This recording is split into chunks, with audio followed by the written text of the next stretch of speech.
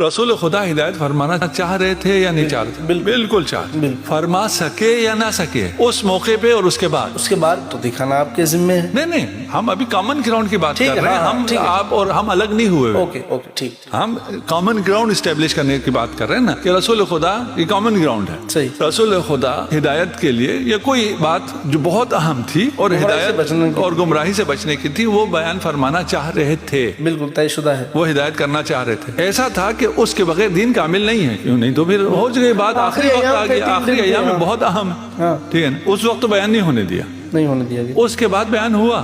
آپ کہتے نہیں ہوا. ہم بھی مان لیتے ہیں یہ محال ہے. نہیں ہو سکتا ہے. رسول کچھ بیان کرنا چاہ رہے ہوں اور انہوں نے وہ بیان نہ کیا ہو. یہ نہیں ہو سکتا ہے. پھر دین کامل نہیں ہوا. پھر ہمیں کل قیامت کے دن نہیں کہا جا سکتا تم کیوں گمراہ ہوئے. ہم کہیں ہم گمراہ اس لیے ہوئے کہ رسول خدا نے پھر بات بیان ہی نہیں. ٹھیک صحیح. خود فرمایا تھا اس بات کے بغیر گمراہ ہو جاؤ گے اور پھر وہ بات اب ہم گمراہ ہیں. اب نہیں بتائی کر سکتے ہیں. ٹھیک ہے.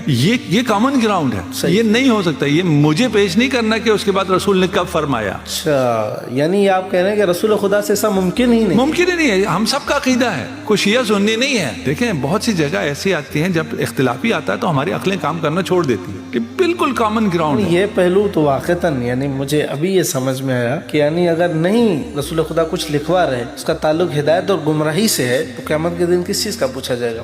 میں کہوں گا کہ اگر میں گمراہ ہوں تو اسی وجہ سے ہوں. آپ نے بیان رسول نے جو ہے وہ اللہ آپ کے رسول نے تو بیان ہی نہیں کیا تھا. اس کے بعد بیان کیا گیا ہے. نہیں ہو سکتا ہے بیان نہ کریں.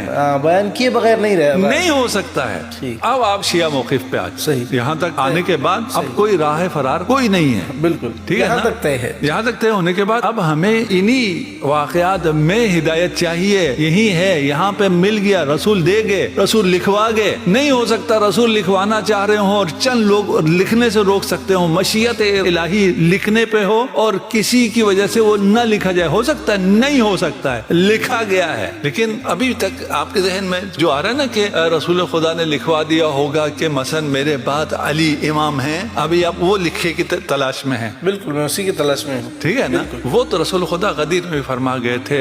اعلان بھی کر دیا تھا. بیعت بھی لے لی تھی. سب کچھ ہو گیا. تو اس کی ضرورت کیوں پیش آئی؟ اس کی ضرورت ابھی یہ جو ہم نے بات کی ہے یہ اگر کسی کو سمجھ میں آیا تو یہ مزید ہو گیا. واضح ہو گیا. نامنیٹ ہو گئے. خومونی سے. ہاں آپ نامنیشن چاہیے تھی. امام کی نامنیشن تو ہو چکی تھی. تو یعنی آپ یہ کہہ رہے ہیں کہ یہاں کہ وہاں نامنیشن ہو گئی تھی اور یہاں قومونی سے رسول خدا نے کہا ایک راہ کو اپناؤ جو میں نے غدیر میں بتائی تھی.